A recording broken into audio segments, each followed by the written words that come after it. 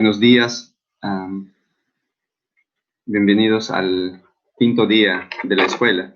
Entonces vamos a continuar con la segunda charla de Damián. No se olviden, por favor, hacer sus preguntas durante la charla y vamos a comenzar entonces. Por favor, es todo tuyo, Damián. Muy bien, gracias. Bienvenidos a todos. ¿Pueden ver el cursor? Sí. Sí. Bien. Muy bien.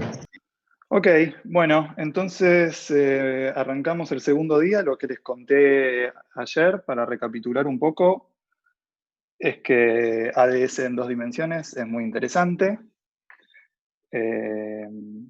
Incluso visto desde el punto de vista de dimensiones superiores, donde la geometría cerca del horizonte de los agujeros negros extremales y cerca de extremales se parece a ADS2. Y lo que habíamos hecho al final de la clase es reducir la acción de Einstein en 4 dimensiones a una acción en 2 dimensiones, que se llama la acción de Jacob-Teitelbaum, y es esta que está acá.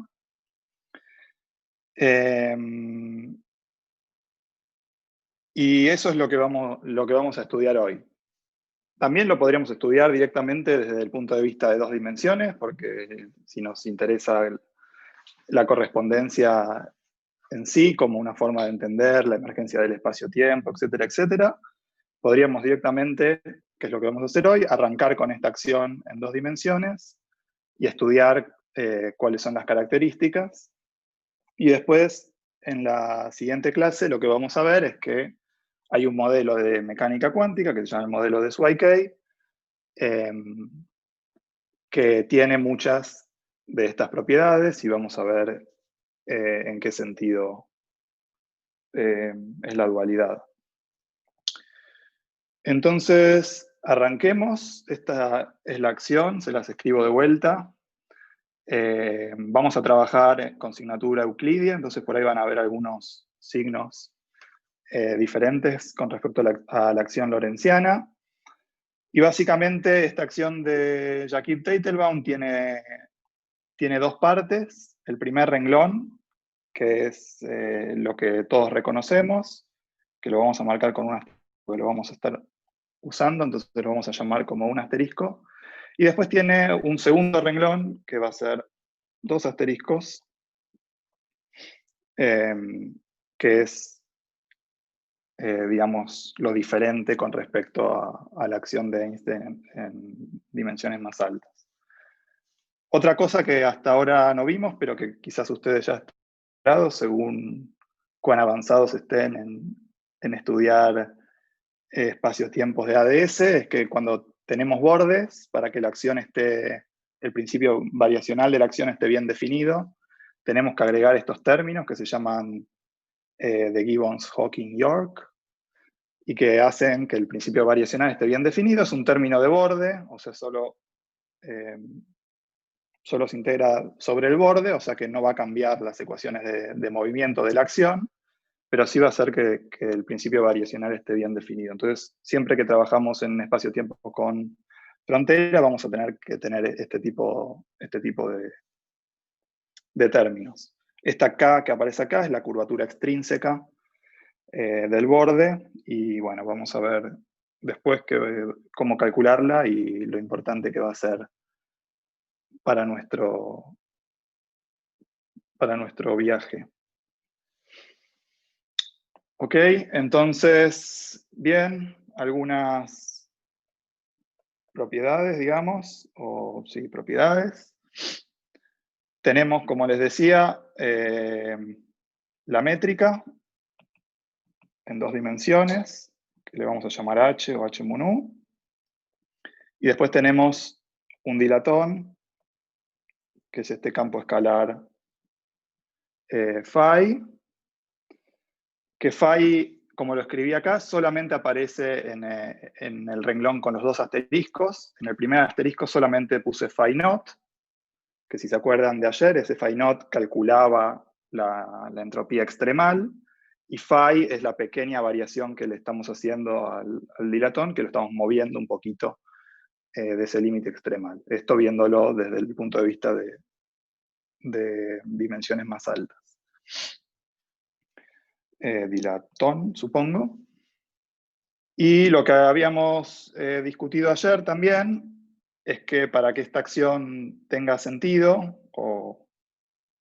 tenga sentido, lo que vamos a pedir siempre es que phi naught sea mucho más grande que phi. O sea que phi es una pequeña perturbación sobre el valor extremal constante que tiene el dilatón. Y esto va a ser importante. Bueno, entonces tenemos nuestra acción, ya creo que entendimos todas las cosas. Un último comentario, este phi b, la b es de boundary, de frontera, o sea que es el valor que toma el dilatón phi chiquito en la frontera de nuestro espacio-tiempo. Y creo que con eso ya tenemos todos los componentes entendidos. Entonces, si tenemos una acción, podemos calcular las ecuaciones de movimiento. Vamos a calcular las ecuaciones de movimiento. Tenemos la métrica y tenemos el dilatón. Entonces, variemos primero el dilatón y veamos qué pasa. El dilatón phi solo aparece acá. Entonces, la ecuación de movimiento es muy simple. Y es simplemente que RH más 2 es igual a 0, lo cual nos da que tenemos un escalar de Ricci igual a menos 2, y esto da la curvatura negativa. O sea que el espacio-tiempo va a ser localmente anti de Sitter en todos los puntos. Y esa es la ecuación que nos da el dilatón, es muy simple y nos fija la geometría a ADS. Por eso, bueno, sí. La gente quizás pueden verlo en la literatura escrito como que el dilatón funciona como un constraint que fija la curvatura del espacio-tiempo a menos 2. Una cosa que estoy tomando como dada por sentado o poniendo a 1 es que hay un radio de anti de Sitter, que creo que Guille lo discutió, y lo estoy poniendo a 1 acá. O sea, en realidad acá tendría que poner o sea, acá iría como un LADS LADS squared acá.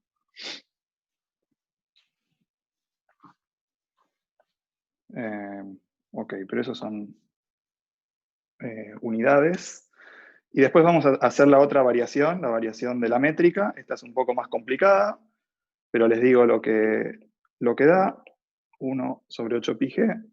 Y después tenemos nabla nu, phi menos h mu nu, laplaciano de phi menos h mu nu phi igual a 0. Entonces es un poco raro porque la variación del dilatón nos da la métrica, y la variación de la métrica nos da una ecuación para el dilatón. Y esto la gente a veces lo llama como están los índices abajo, el tensor de energía-momento del dilatón, y la ecuación simplemente nos dice que esto tiene que ser 0.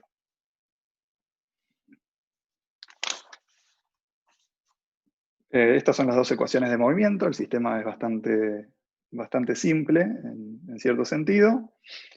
Y dadas estas dos ecuaciones, podemos buscar soluciones. Entonces, en esta discusión, la métrica buscamos soluciones. Voy a usar la métrica en el parche de Poincaré. Ya dijimos que estamos en asignatura euclidia, entonces la métrica va a ser simplemente esto. Y esto satisface R igual a menos 2 siempre. Y después uno también puede resolver la ecuación para el dilaton y les va a quedar algo que luce de esta manera.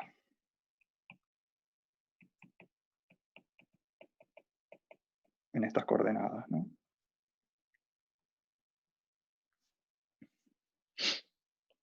Donde alfa, gamma y delta son constantes que salen de integrar esta cosa.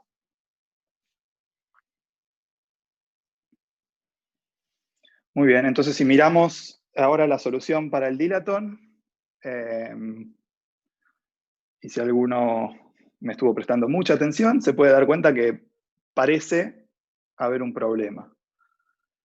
¿Cuál es el problema?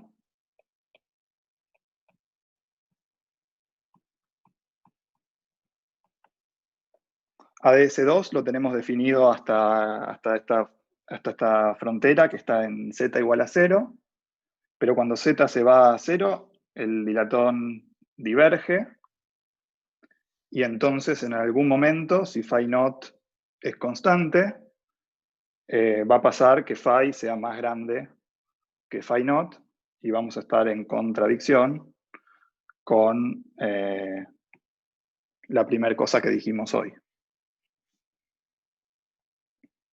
¿Se entiende? Entonces, si z va hacia 0, el dilatón crece y en algún momento nos va a pasar que phi sea más grande que phi naught. Disculpa, una pregunta. Sí. En la acción no me quedó claro dónde está escondido el término cinético del dilatón. No tiene. Por eso digo que es un constraint. En el único lugar donde aparece el dilatón es acá. Por eso la ecuación de movimiento es tan simple y nos asegura que el R sea igual a -2 en todos lados.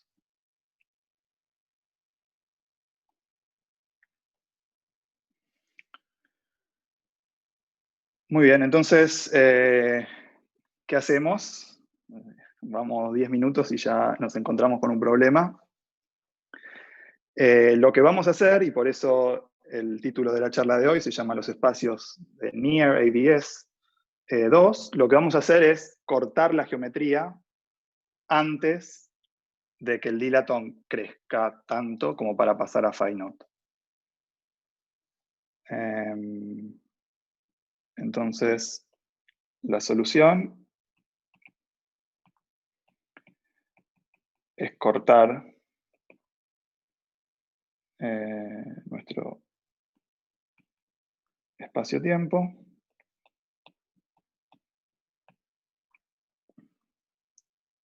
antes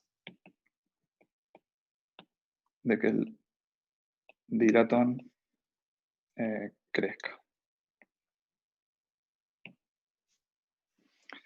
Y esta cosa van a ser los espacios que vamos a llamar near ADS2. O sea, va a ser un espacio de ADS2 que en algún momento lo vamos a cortar. ¿Y cómo es la forma de cortarlo?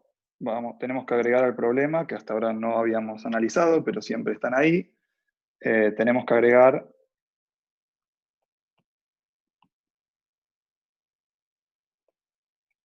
condiciones de frontera. ¿Qué le pasa a nuestros campos cuando se acercan al borde? Y esto es las condiciones de Dirichlet usuales que ponemos. El dilaton cuando se va hacia la frontera, el boundary, dijimos que se llamaba phi b, y lo que vamos a pedirle es que el dilaton crezca con un parámetro acá que se llama phi tilde, y le vamos a poner un epsilon que como veíamos cuando epsilon va a 0, esta cosa crece, pero lo que vamos a hacer es cortarlo antes de que esto se vaya a infinito. y después la métrica en el borde también le va a dar un h tilde y va a crecer como epsilon cuadrado. Esto es simplemente imitando ya las propiedades que tiene la métrica y el dilaton cuando z se va a 0. O sea, lo que estamos diciendo es, queremos ir cerca de la frontera, pero no nos podemos ir todo exactamente hasta epsilon yendo a 0. En el paper que les pasé al principio, esto lo dibujan de una manera muy linda, que es así. Entonces, este de acá es el disco hiperbólico sin cortar, y después uno con las condiciones de contorno puede cortarlo de distintas maneras. En el primero, en el del medio, está cortado como con un círculo que se mete un poquito para adentro, y después acá al costado pues, también muestran cortes más extraños que uno puede hacer. Muy bien, ahora entonces tenemos una solución y una condición de contorno. Entonces terminemos de resolver el problema. ¿Qué vamos a hacer? Vamos a tratar de entender cómo entender o cómo describir esta curva que me están dando las condiciones de contorno.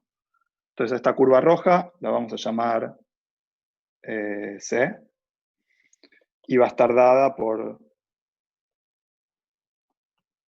un parámetro que es este U, que después vamos a interpretar como el tiempo en el boundary, pero que acá simplemente nos va a parametrizar la curva, ¿no? La geometría está descrita por estas dos coordenadas, t y z, y u nos hace un recorrido por esta curva.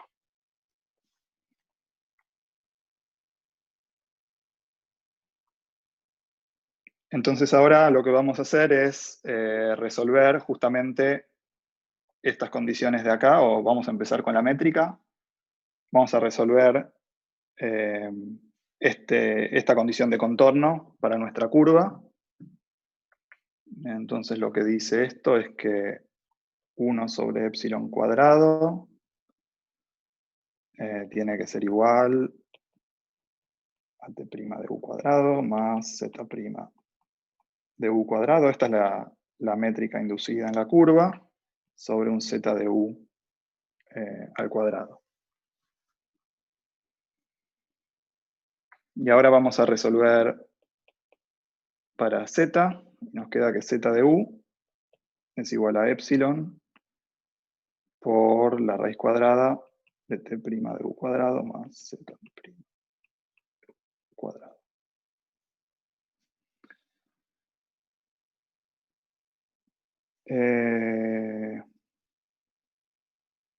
Muy bien. Y ahora lo que nos falta hacer es ver que cuando epsilon es chico, esta cosa es aproximadamente epsilon por t' de u más correcciones. Sí, esto es porque ya z acá, como este ya tiene el epsilon acá, este z va a tener más potencias de epsilon, y entonces va a ser un término que va a ser suprimido en la expansión para epsilon chiquito, y entonces llegamos a esta condición, que es z de u es epsilon por t' de u. ¿Y esto qué nos dice? Entonces, ya sabemos z en función de t de u. Entonces encontramos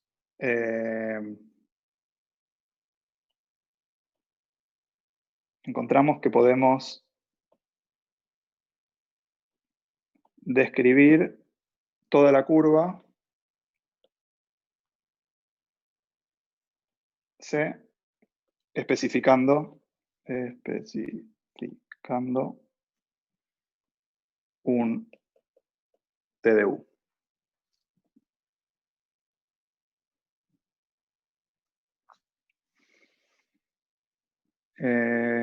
Muy bien, todavía no impusimos la otra condición, que es la condición sobre el dilaton, y que en realidad esto ya nos resuelve del todo el problema, porque sabemos la forma del dilaton, lo tenemos acá.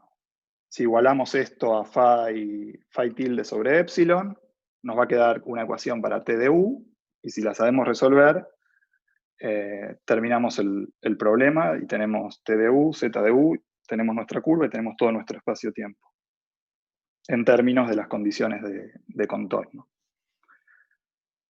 Pero lo que vamos a hacer hoy es hacer un pequeño desvío para concentrarnos un poco más en cuáles son las simetrías del problema y qué nos está diciendo este TDU.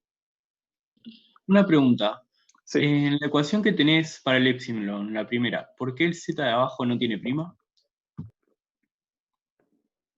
¿En esta? Sí. Esto es porque esto es H, esto es H en el boundary. Y H es la métrica de ADS, que es esta. Y acá no hay ninguna prima. Ahí va, gracias.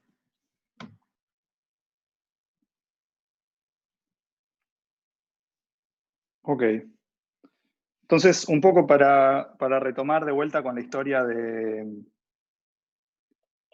del asterisco y del doble asterisco, lo que habíamos visto es que la acción asterisco era topológica.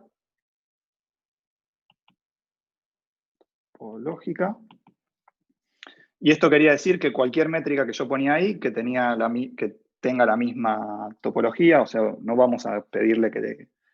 no vamos a dejar que la métrica tenga agujeros ni cosas raras, pero si tiene la misma topología, todas las métricas dan la misma acción, o sea, dan el mismo valor de la acción. La acción no depende de la métrica.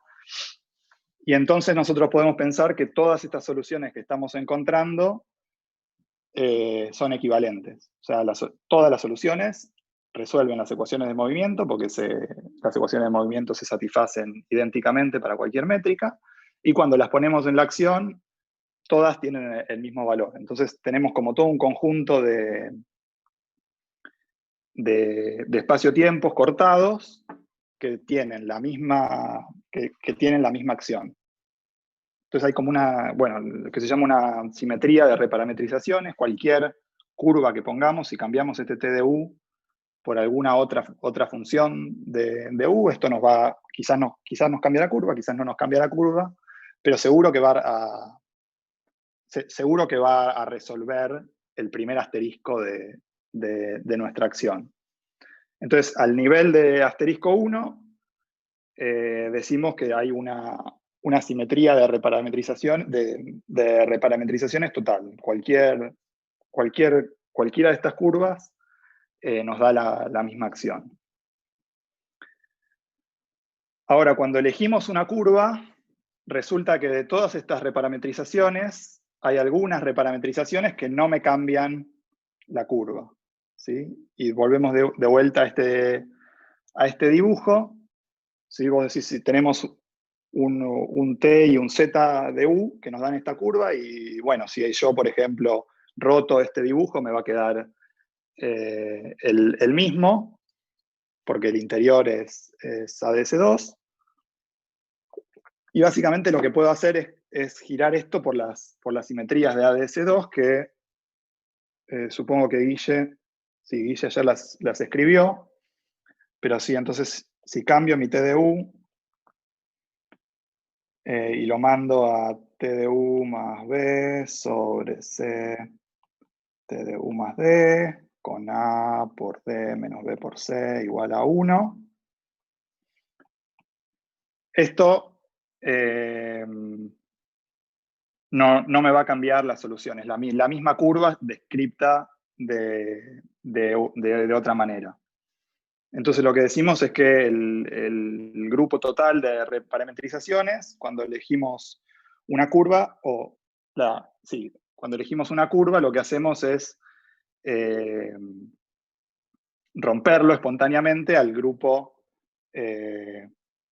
de simetrías, de estas simetrías conformes, que es SL2R. ¿Se entendió? Esa es la primera cosa distinta que hacemos en ADS2 con respecto a la holografía en dimensiones superiores. Entonces, la primera ¿Una pregunta? acción... Sí. No me quedó claro por qué decís que rompemos la simetría. Justamente te entendí que al hacer esa transformación no cambiamos la métrica. Sí, o sea, son dos maneras. Una manera de decirlo es que todas las configuraciones inequivalentes de todas las reparametrizaciones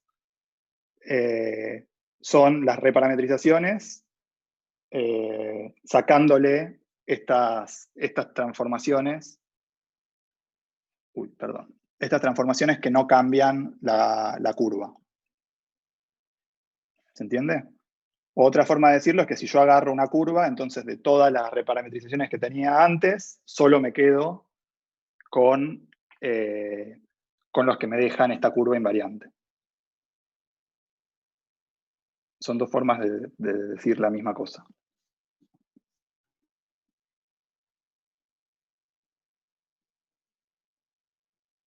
¿Está bien? Sí, sí, está bien. Entonces, bueno, sigamos. Ahora tenemos T de U. Tenemos nuestra curva caracterizada por T de U.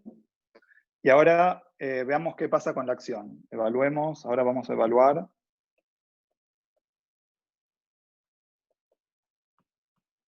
la acción en nuestra solución.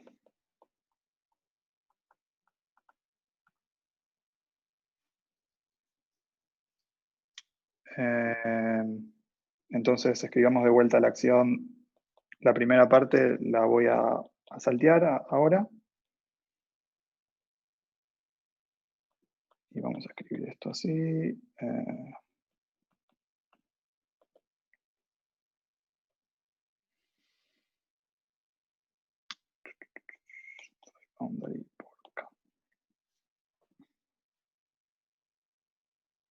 Bueno, entonces ahora evaluemos nuestra solución. Nuestra solución ya dijimos que tiene R igual a menos 2. Entonces toda esta parte de la acción se nos va. O sea, esta parte no contribuye a la acción on shell. Y lo único que nos queda es este término de borde que tiene el phi boundary y la curvatura extrínseca.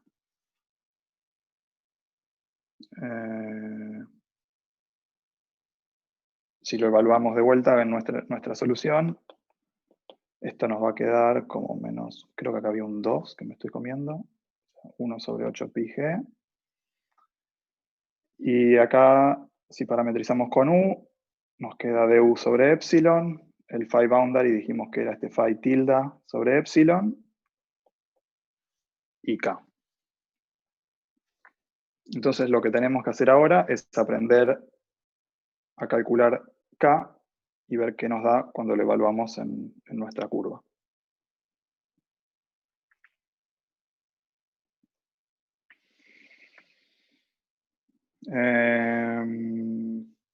No sé, sí, no sé cuánta gente está familiarizada con esta cosa de la curvatura extrínseca y todo esto. Lo que voy a hacer es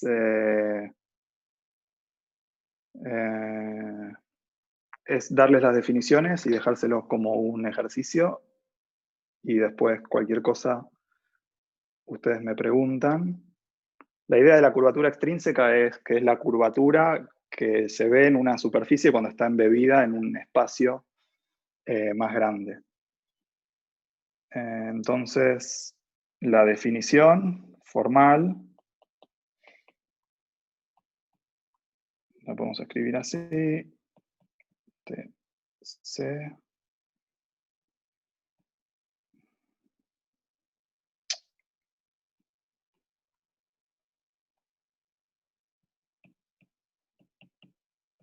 TA, TB.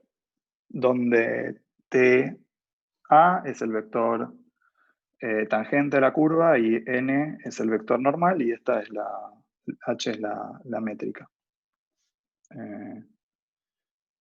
Sí, eso es lo que hay que calcular y entonces el ejercicio es calcular K para nuestra curva.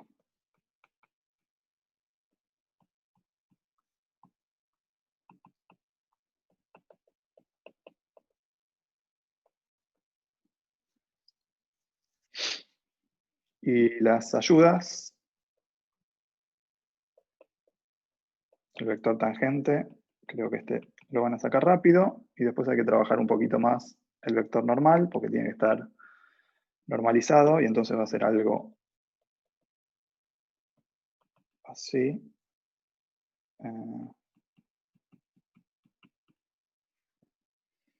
Y con estas dos cosas ustedes lo pueden poner en K y ver qué es lo que obtienen. Ahí, sí, déjenme de poner alguna referencia acá por si quieren tener más fórmulas de estas de geometría y más fórmulas. Por ejemplo, la que les dije el otro día de cómo calcular el Ricci en menos dimensiones a partir de una métrica en más dimensiones. Esto todo lo explica Matt Hedrick. Tiene si entran a la página de él, hay una parte donde tiene un montón de cosas. También tiene paquetes de matemática que son muy útiles para evaluar estas cosas. Y tiene algo que se llama un compendium of useful formulas. Y acá pueden encontrar un montón de cosas que les van a ser muy útiles. Bueno, les digo también la respuesta para que puedan chequear. Y esto es algo así. T' cuadrado.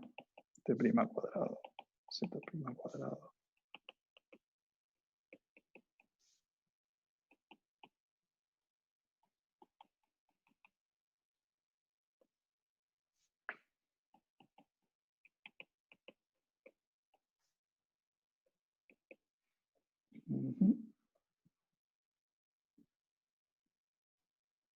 Creo que está bien. Bueno, y ahora nosotros ya tenemos, ya sabemos que z de u es epsilon por t' de u. Entonces podemos meter esto en K y calcular para epsilon chiquito. Y lo que nos va a quedar es esto que va a ser importante para nosotros. 1 más 2 t'.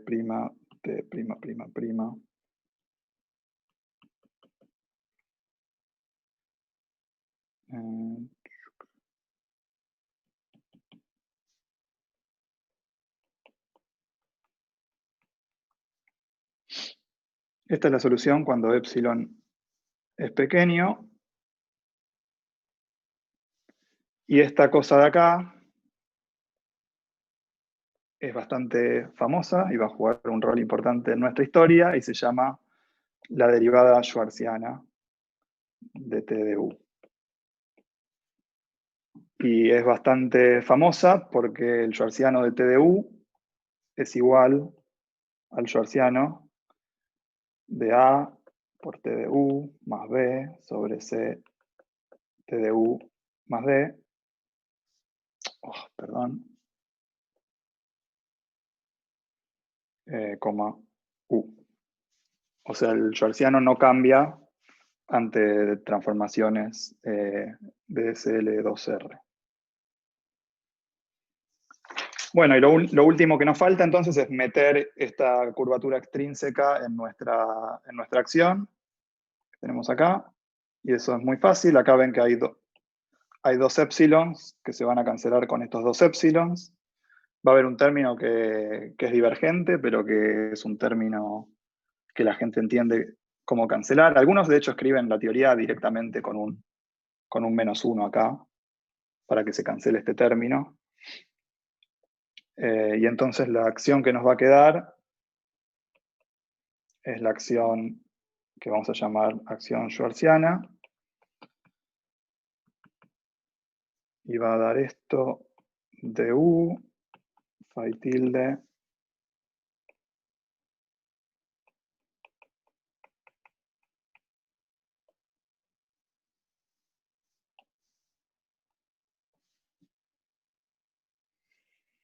ok, y este es el primer resultado del día. Empezamos con una acción en 2 dimensiones, que es la acción de Jakob Teitelbaum.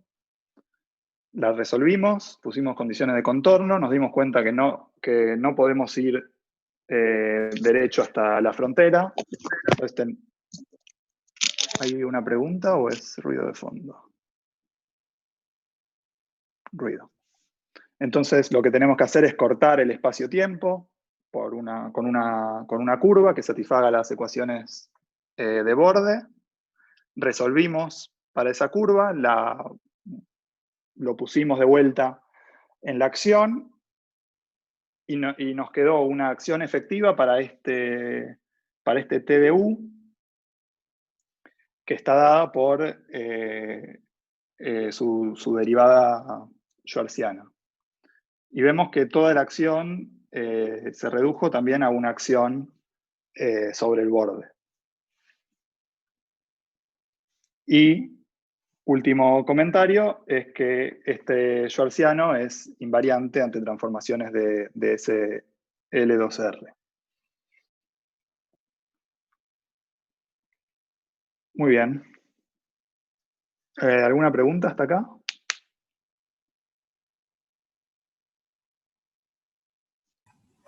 Hola. Sí. ¿Me oyes? ¿Hola? Hola, decime. Sí, yo quería saber, o sea, en algún momento, a lo mejor es que me he pedido algún trozo porque se me ha desconectado antes, pero esto ya lo estás haciendo en el Euclidio, ¿verdad?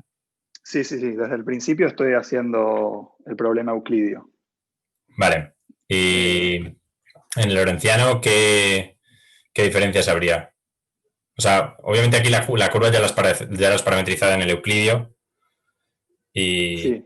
imagino que todo esto esta acción la estás evaluando de cara a calcular luego pues la paz integral euclidia o algo así, pero si estudiamos el problema en el lorentziano, ¿qué parte de esto sobrevive? Sí, es más complicado el problema lorentziano. Para lo que queremos hacer, va a bastar con este problema euclidio. Como vos decías, vamos a querer calcular la función de partición, relacionar la termodinámica y calcular las funciones de correlación. Y para eso nos va a bastar el problema euclidio.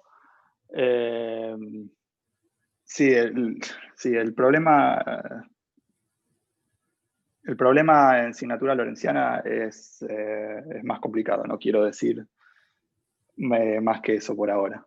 Vale. Y otra pregunta de carácter más técnico. No entiendo por qué tiras, bueno, tú y la gente en los papers, no entiendo exactamente por qué puedes tirar términos en Z'. Porque en principio yo puedo cortar IDs con una boundary que tenga la métrica inducida que has fijado ahí y poner una Z que sea de orden epsilon, pero con una Z' que no sea de orden epsilon. No hay más que poner una... Solo puedo hacer eso muy oscilante, manteniendo eso de orden 1. Entonces no entiendo cuál es la física detrás de suponer que las variaciones en el corte son pequeñas. Vos decís que querés tener Z de orden epsilon, pero Z' de orden 1. Que es legítimo, matemáticamente al menos. Lo que me gustaría entender es qué significa físicamente cortarlo así, de cara a la paz integral. ¿Por qué esos cortes no suman o no se tienen en cuenta?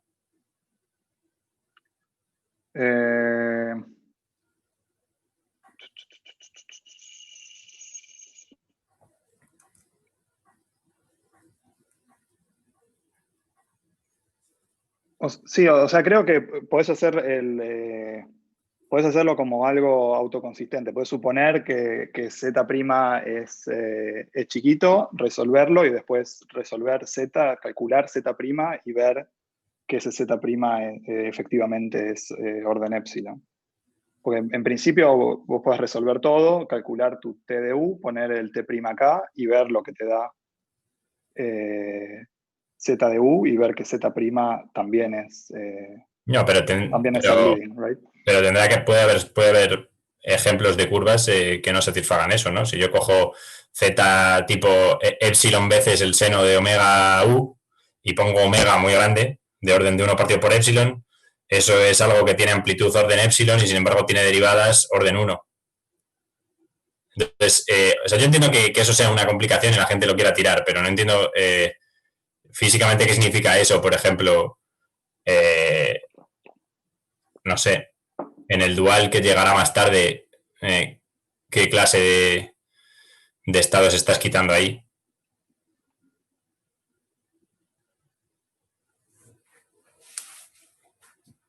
Bueno, sí, sí, sí, es una buena pregunta, lo tengo que pensar bien, pero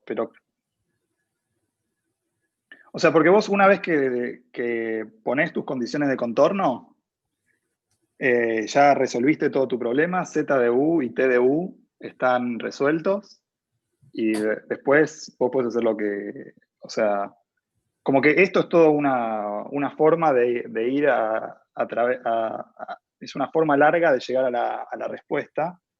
Ok.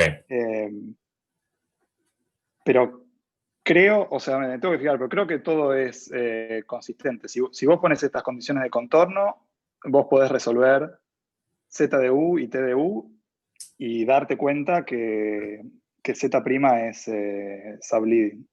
Ok, de acuerdo. Pero Gracias. lo podemos chequear después. Vale, muchas gracias. De nada.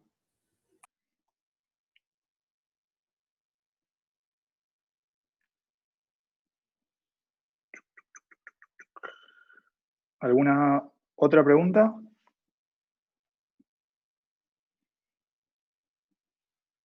Bueno, entonces ahora estamos con nuestra acción schwarziana. Espero no haberlos perdido a todos.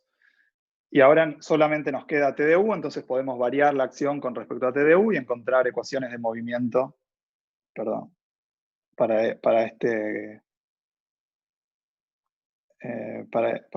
coso que nos queda. Ecuaciones de movimiento. Y la forma de escribir esto es como TDU' sobre T' igual a 0. Y entonces las soluciones a esta acción son soluciones que tienen schwarziano constante. O sea, queremos buscar soluciones con schwarziano igual a constante. Y además queremos que T' no diverja.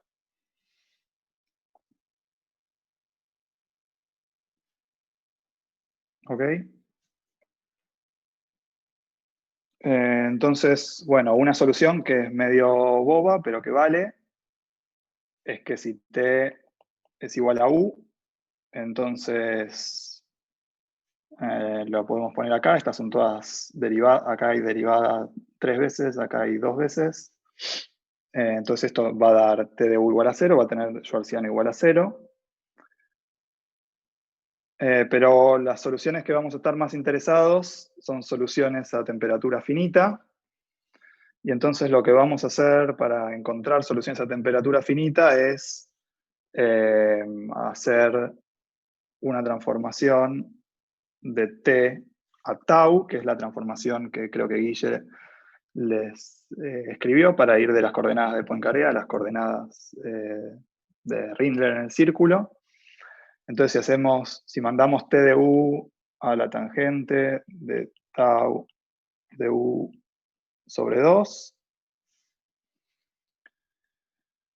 entonces ahora tau se vuelve periódica con periodo t yendo a pi, no, a 2pi, perdón. T yendo a 2pi.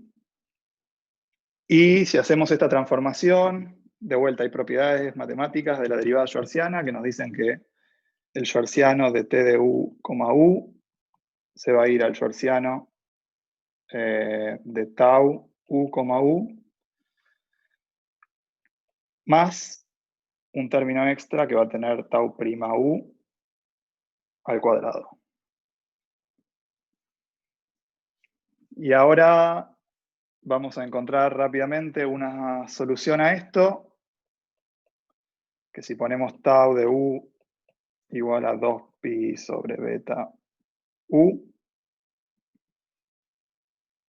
esto va a tener schwarziano igual a 0 y va a tener este término constante. Cuando tomo la derivada con respecto a u, me va a dar 2pi sobre beta cuadrado sobre 2. Y entonces encontramos una solución al problema que tiene schwarziano constante, que es lo que necesitábamos acá para resolver las ecuaciones de movimiento. Entonces ahora lo que vamos a hacer es poner esta solución de vuelta en la acción y calcular la termodinámica. Esto, si nunca vieron estas cosas, les puede llegar a parecer un poco raro, pero creo que termodinámica. Alejandra mañana les va a contar por qué esto tiene sentido, por qué creemos que tiene sentido. Y la idea es que la función de partición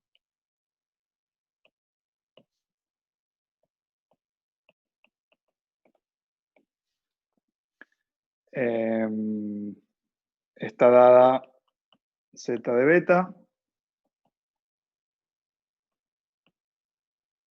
está dada por E a la menos la acción de gravedad evaluada en la solución. Y esto, bueno, y después vamos a identificar el logaritmo de la función de partición con la energía libre.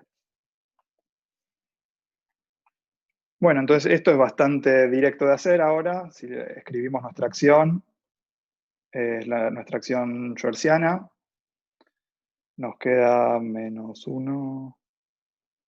Tengo un menos de más en algún lado. 8 pi g, 0 beta de u, phi. Y ahora tenemos el schwarziano más un medio de tau prima de u cuadrado.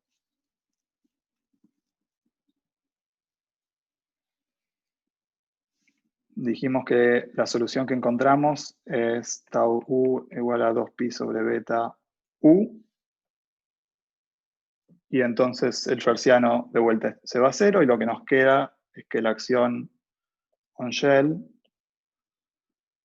cuando digo on shell, quiere decir eso, quiere decir que evalúo esta solución, que evalúo la acción en esta solución, y lo que nos queda, no sé por qué me está quedando el menos, pero sí, creo que está bien. 1 sobre 8 pi g.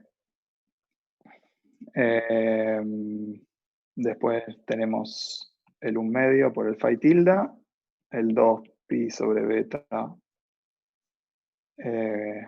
cuadrado y un beta más que sale de esta integral. 10 minutos. Ok. Entonces escribiendo todo esto de vuelta, bien, ¿qué nos queda?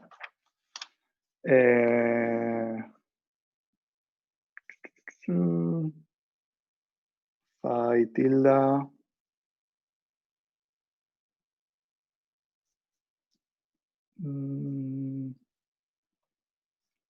Y acá nos queda 16, creo que queda 4, pi. Queda por acá. Bueno, no lo escribí, pero.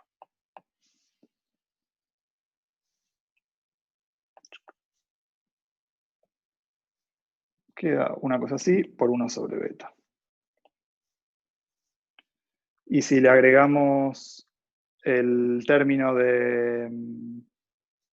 con el asterisco, la acción total, o sea, asterisco más 2 asterisco, nos queda S0, bueno acá, sí, menos no sé, después se los digo, menos una constante sobre beta. Y este es el segundo resultado importante de esta clase. Con esto podemos calcular la entropía. Entonces la entropía de esto la podemos calcular como 1 menos beta de beta log z. Y esto va a dar S0 más, tengo escrito acá, 4pi cuadrado c sobre beta. Y también podemos calcular el calor específico, que es beta cuadrado de beta log z, y esto es 4pi cuadrado c sobre beta. Ok, entonces digamos unas palabras sobre esto. Esto se supone que calcula la entropía cerca de la entropía de los agujeros negros que son cerca de extremales. Esta es la entropía extremal y esta es la corrección. Y esta corrección es proporción beta, bueno, no lo dije en ningún lado, pero beta es la inversa de la temperatura, o sea que esta corrección es proporcional a la temperatura, y eso es efectivamente lo que pasa en los agujeros negros cerca de extremales, y es lo que es muy difícil o es imposible de conseguir con una teoría de mecánica cuántica conforme. Lo que tuvimos que hacer es agregar este término de Jacob-Teitelbaum que rompe un poquito la asimetría, y ahí es que nos aparece este nuevo término que es proporcional a la temperatura. Una forma de verlo es que este C tiene el phi tilde acá, que phi tilde aparecía cuando escribíamos el dilaton como phi tilde sobre z, o sea que es que va a tener dimensiones, y esa es la forma de, digamos, romper suavemente la simetría que tiene la solución extremal y encontrar una termodinámica que es consistente con la de los agujeros negros cerca del límite extremo. Entonces, eso es un poco lo que les quería contar hoy. Entonces, vamos a resumir. No sé si fui muy rápido porque quizás estas cosas son un poco distintas a las que están usualmente acostumbrados, pero empezamos con la acción de Jacob-Teitelbaum.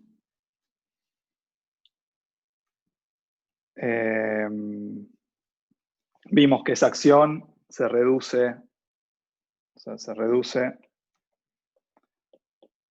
a una acción schwarziana, y si calculamos la termodinámica,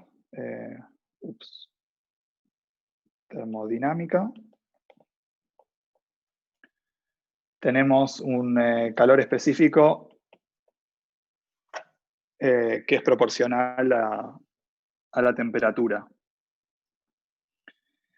Lo que vamos a ver en la próxima clase es que estas mismas cosas las vamos a poder obtener, y de una forma muy parecida, en este modelo de SYK con fermiones.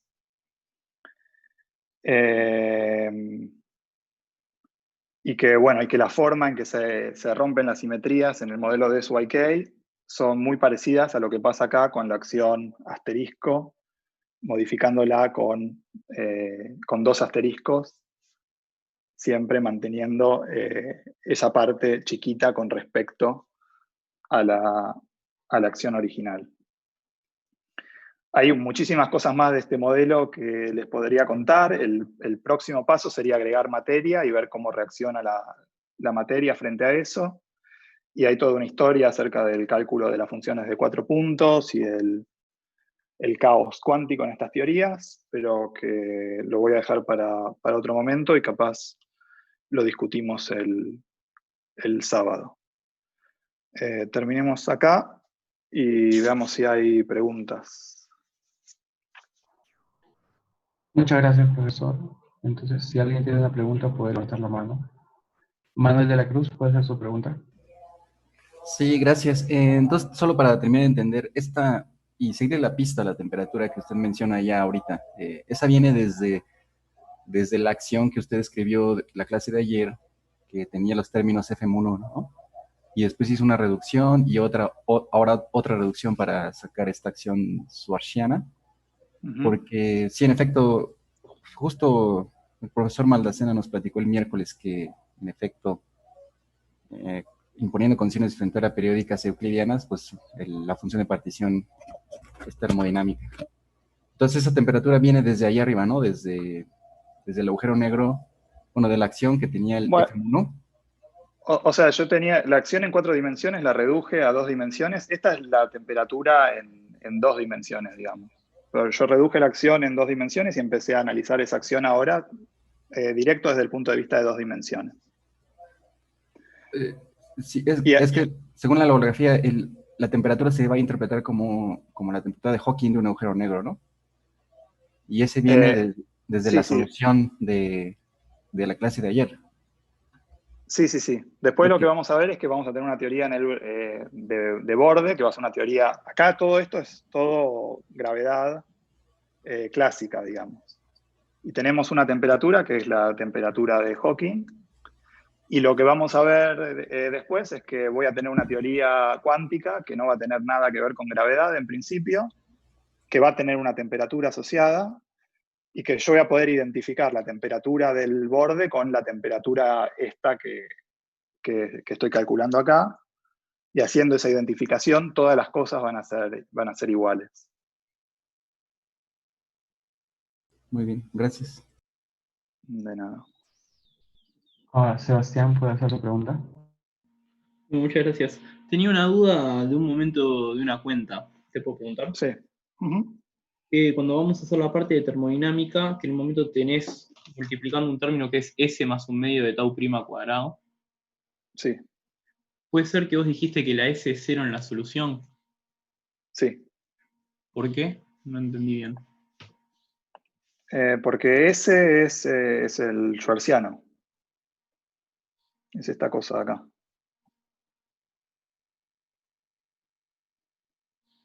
O sea, acá vas a tener que cambiar T por tau. Pero si pones acá tau de U, tau prima, prima, prima, ¿no? Si tau es igual a U, entonces estas 3 derivadas te va a dar 0, estas 2 derivadas te van a dar 0. Ah, bien. Y toda esta cosa te va a dar 0. Muchas gracias, perdón por la pregunta tonta. No hay problema. Matías, ¿puede hacer su pregunta? Sí, yo quería preguntar también respecto a la temperatura, porque la primera vez que la introduciste a beta fue cuando escribiste la solución de tau como 1 sobre beta por U, y mi pregunta era si acá ya se veía que era una temperatura, o sea, porque después la usaste como si fuera temperatura en la función de partición, pero Sí. no me queda muy claro por qué. Sí, hay como una especie de cosa que no está muy bien explicada en la literatura sobre qué es la temperatura. Usualmente en gravedad lo que nosotros hacemos para calcular la temperatura es ir al espacio euclidio. Entonces lo que pasa cuando vamos al espacio euclidio y vemos qué pasa cerca del horizonte, vemos que aparentemente hay como una singularidad. Esto creo que Alejandra se los va a contar mañana.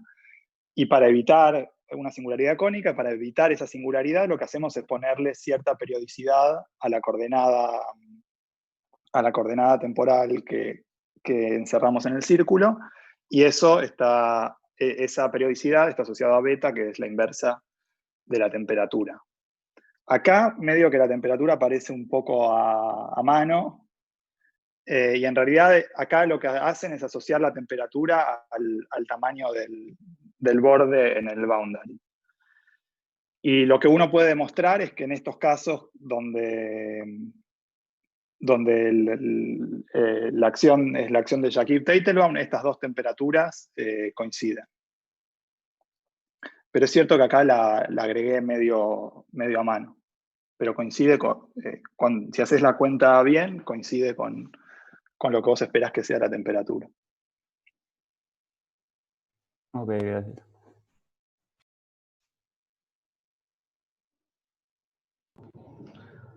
¿Preguntas adicionales?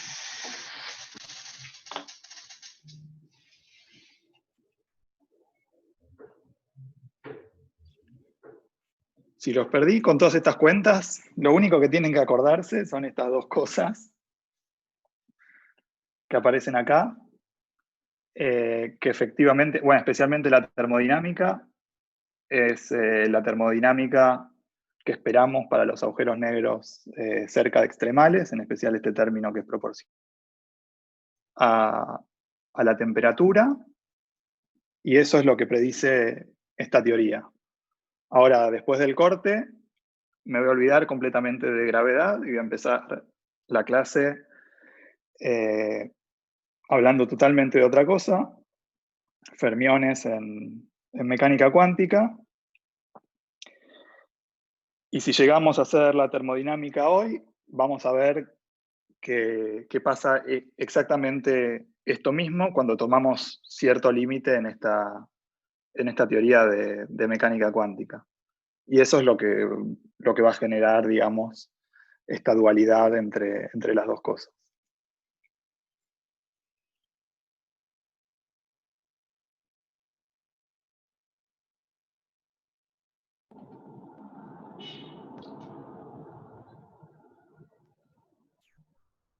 Profesor, al parecer no hay preguntas adicionales, pero aún nos quedan un poco más de 10 minutos. No sé si usted considere hay algo más que avanzar. Anthony tiene una pregunta al parecer.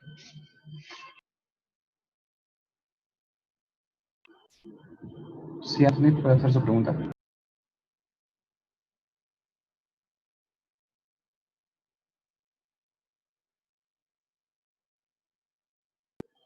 Anthony, ¿Cómo salen las derivadas? Sí. ¿Cómo serían las derivadas? No, porque sí, o sea, salen porque... Perdón. Sí salen porque lo que hago para obtener la ecuación para el dilatón es variar la métrica, no el dilatón. Entonces, si ves acá al principio, la ecuación para el dilatón es la primera, y sí, no hay derivadas, pero la segunda, esta, sale de variar con respecto a la métrica. Y hay que variar la métrica como variamos siempre en relatividad, variando el determinante acá y variando el Ricci.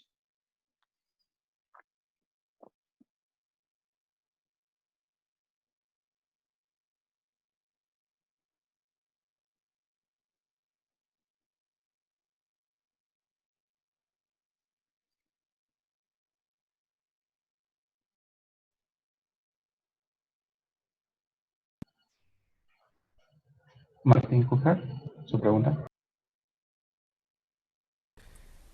Sí, quería preguntarte si hay alguna relación entre que la ecuación de movimiento que sale de derivar respecto al dilatón sea tan simple, o que nos diga simplemente que el espacio va a ser anti de Sitter, con que lo hayamos metido a propósito para agregar un grado de libertad y no estar en -1 grados de libertad y que la teoría funcione. O si es solo una casualidad que pase eso.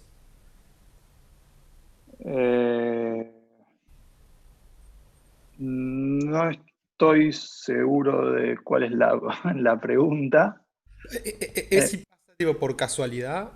O si siempre que hagamos algo de este estilo, de agregar a grados de libertad para que la teoría sea consistente, cuando hagamos la derivada respecto a esos grados de libertad, nos va a salir justamente la condición que queríamos imponer. Ok, veo. Sí, o sea, hay acciones de gravedad con dilatón que son más generales que lo que escribí yo, que es la acción de Shakib-Teitelbaum. Por ejemplo, vos podrías escribir algo como algo como esto. Escribámoslo euclidio de vuelta para no cambiar. Y por ejemplo puedo escribir algo que sea phi por r, y acá en lugar de poner 2, puedo poner un potencial cualquiera de phi, porque phi es un escalar. Y por ejemplo, esta teoría va a tener ecuación de movimiento que va a ser r igual a menos u' de phi. Y este potencial puede ser cualquier cosa. Entonces, hay teorías de gravedad con dilatones que tienen otras propiedades. Lo que pasa es que nosotros estamos como especificándonos cerca del horizonte, que sabemos que es ADS2, y entonces esperamos que, que la acción que estamos reduciendo cerca del horizonte que tiene esa geometría tenga esas propiedades. ¿Se entiende? Pero en general yo podría tener una acción de gravedad con un dilatón que tiene 0 grados de libertad y que no sea ADS, por ejemplo. Está bien, entiendo. Muchas gracias. O puede ser ADS y puede ser ADS cerca del borde y después adentro puede hacer cosas raras. O puede tener pendiente negativa y ser DS en lugar de ADS. Pero sí, la acción que nosotros elegimos da un 2 ahí porque estamos tratando de imitar el comportamiento de los agujeros negros extremales cerca del horizonte.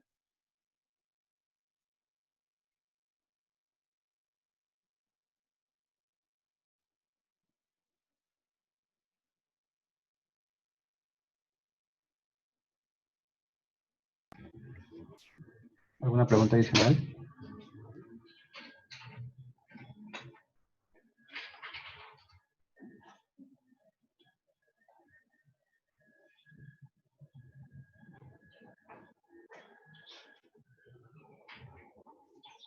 En todo caso, profesor, podríamos ya culminar la sesión y ir al descanso para reiniciar a las 10:30. ¿Vale? De acuerdo. Entonces, damos por concluida la primera sesión. Volvemos a las 10:30 para la segunda sesión de la mañana.